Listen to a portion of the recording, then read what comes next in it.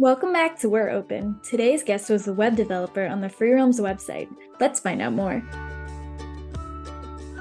Hey Damon, thanks so much for joining us. How'd you end up at SOE? So I started out as a web developer and just worked at a bunch of different random companies before I started working at SOE. And I think SOE was one of the places I stayed at the longest. As a web developer at SOE, what did you do? When I first started at SOE, it was specifically for free realms and game to web integration stuff. So there were marketing websites, so just like, hey, this is a game we've got going on. But then the websites we worked on were more connecting the actual in-game experience to the web. The chat for between friends was really cool, the friend list and the profiles. The website was really memorable. What technologies did the Free Realms website use? So the back end stuff was usually Java, J2EE, and then on the front end, FreeMarker, but it's like a templating language, and you could plug in back end specific things with these variables. And then, of course, Flash and ActionScript for some of the things like building your profile, selecting your character, creating your character. We had an HTML version of that was a lot dumbed down, and then like the full kind of experience that was in Flash. Wow, there's a lot to it. What's it like maintaining a website for a live game? We had to keep up with the newer things that happened in the game. But what would happen a lot of times with most of the games there is like once it was released, there was maintenance that happened and other pieces that you would do. And then we kind of move on to another project to kind of build out. But there'd still be like a skeleton crew of people. I was leading the skeleton crew, maintaining free realms for a while as other engineers started working on Clone Wars. And then once we solidified like free realms and weren't doing too many more changes to it, then I jumped in to start helping with the Clone Wars stuff. Speaking of Clone Wars, you worked on their in-game shop? The in-game shop was my baby. I built this whole in-web shop that got you almost to the point where you could buy stuff, but they wouldn't provide the APIs for actually purchasing things. But you can see your inventory and your coins and all that stuff you can use is all on the web now.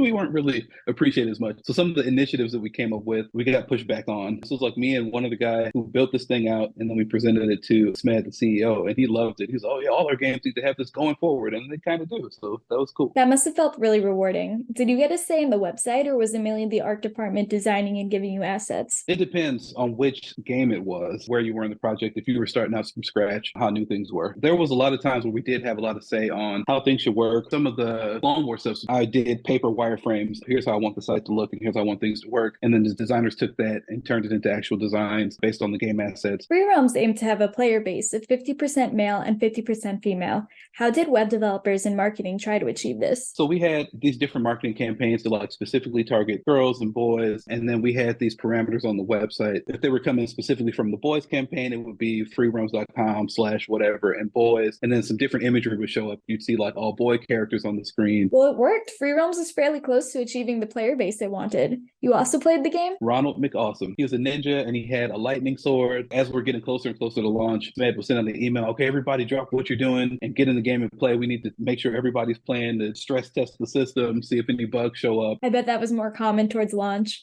Having a launcher on the website seemed ahead of its time. Do you know about the decision behind it? When I got there, they'd already made the decision. It was already in place and working. It was one guy who did the plugin, then we just integrated it into the site and then interacted with JavaScript. I'm not sure who he reported to, but he wasn't necessarily on the web team and he wasn't on like the game team. They're an unsung hero. Looking back, is there anything you would have changed about the website? So it would have been cool to have the in-game item store on the web like we put into Clone Wars to be able to see your items and then even actually purchase them. I think that would have been a hit. What have you been up to since SOE? I've just worked at a bunch of different random places. Currently, I'm managing some engineering teams at Fabletics and Just Fab, working on their mobile apps. And then the companies I found, I had like a development and design company that I was working for people, apps and websites. That's great.